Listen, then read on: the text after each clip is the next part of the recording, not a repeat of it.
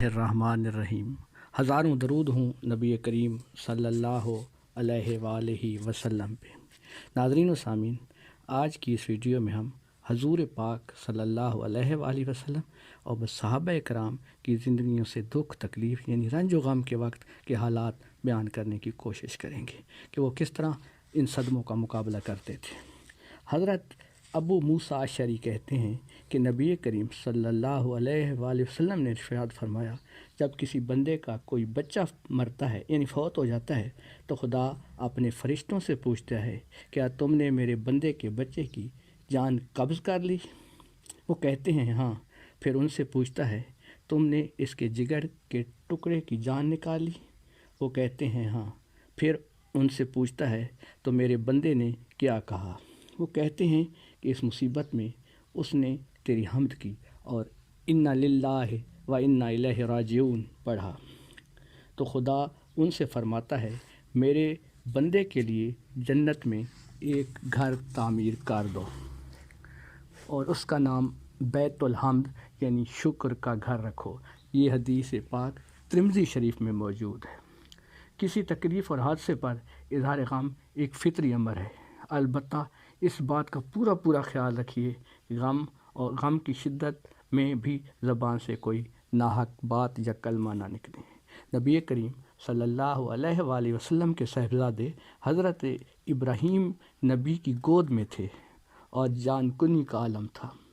یہ رقت آمیز منظر دیکھ کر نبی کریم صلی اللہ علیہ وآلہ وسلم کی آنکھوں سے آنسو ٹپکنے لگے اور فرمایا، اے ابراہیم، ہم تیری جدائی سے مغموم ہیں، مگر زبان سے وہی نکلے گا جو پروردگار کی مرضی کے مطابق ہوگا۔ یہ حدیث پاک مسلم شریف میں موجود ہے۔ ایک اور جگہ پہ نبی کریم صلی اللہ علیہ وآلہ وسلم کا ارشاد ہے، جو شخص گریبان پھاڑتا ہے، گالوں پر تماچے مارتا ہے اور جاہلیت کے دور کی طرح چیختا ہے اور بین کرتا ہے، وہ میری امت میں سے نہیں۔ حضرت جعفر طیار رضی اللہ تعالیٰ عنہ جب شہید ہوئے اور ان کی شہادت کی خبر ان کے گھر پہنچی تو ان کے گھر کی عورتوں نے چیخنا شروع کیا اور ماتم کرنے لگی۔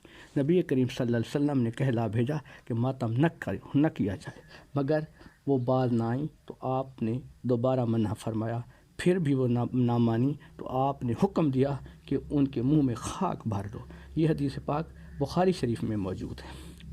ایک بار آپ ایک جنازے میں شریک تھے، ایک عورت انگیٹھی لیے ہوئے آئی، آپ نے اسے اتنی سختی سے منع کیا اور ڈانٹا کہ اسی وقت بھاگ گئی۔ یہ سیرت النبی کی جلد ششم میں موجود ہے۔ اور آپ نے ارشاد فرمایا کہ جنازے کے پیچھے کوئی آگ اور راگ لے کر نہ آئے۔ عرب میں یہ رسم تھی کہ لوگ جنازے کے پیچھے چلتے تو اظہار غم میں اپنی چادر پھینک دیتے تھے، صرف کرتا پہنے رہتے تھے۔ ایک بار آپ نے لوگوں کو اس حال میں دیکھا تو فرمایا، جاہلیت کی رسم اختیار کر رہے ہو۔ وہ میرے جی میں آیا کہ تمہارے حق میں ایسی بد دعا کروں کہ تمہاری صورتیں مسخ ہو جائیں۔ لوگوں نے اسی وقت اپنی چادریں اٹھا لیں۔ ایک اور جگہ پہ نبی کریم صلی اللہ علیہ وسلم کا ارشاد ہے کہ مومن اگر کسی انسان کو تکلیف ہو تو سارے اس تکلیف میں اس کی مدد کریں اور تکلیف کو محسوس کریں۔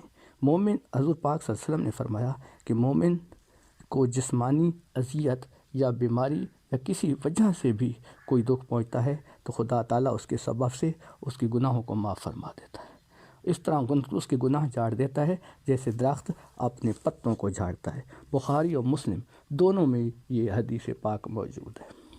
ایک بار نبی کریم صلی اللہ علیہ وسلم نے ایک خاتون کو کانپتے ہوئے دیکھ کر پوچھا، اے ام صائب یا مصیب، کیا بات ہے، تم کیوں کانپ رہی ہو؟ کہنے لگی، مجھے بخار نے گھیر رکھا ہے۔ اسے خدا سمجھے۔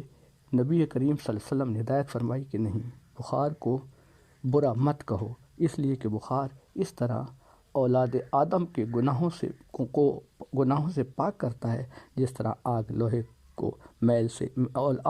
سے میل کو دور کرتی ہے اور اسے صاف کرتی ہے۔ یہ مسلم شریف میں یہ حدیث موجود ہے۔ حضرت عطا بن ابی رباح اپنا ایک قصہ بیان کرتے ہیں کہ ایک بار کعبہ کے پاس حضرت ابن عباس مجھ سے بولے، تو میں ایک جنتی خاتون دکھاؤں؟ میں نے کہا ضرور دکھائیے۔ کہا دیکھو یہ جو کالی کلوٹی عورت ہے یہ ایک بار نبی کریم صلی اللہ علیہ وسلم کی خدمت میں حاضر ہوئی اور بولی یا رسول اللہ مجھے مرگی کا ایسا دورہ پڑتا ہے کہ تن بدن کا ہوش نہیں رہتا اور میں اس حالت میں بالکل ننگی ہو جاتی ہوں، یا رسول اللہ میرے لیے خدا سے دعا کیجیے۔ نبی کریم صلی اللہ علیہ وسلم نے فرمایا اگر تم اس تکلیف کو صبر کے ساتھ برداشت کرتی رہو تو خدا تمہیں جنت سے نوازے گا، اور اگر چاہو تو میں دعا کروں کہ خدا تمہیں اچھا کر دے۔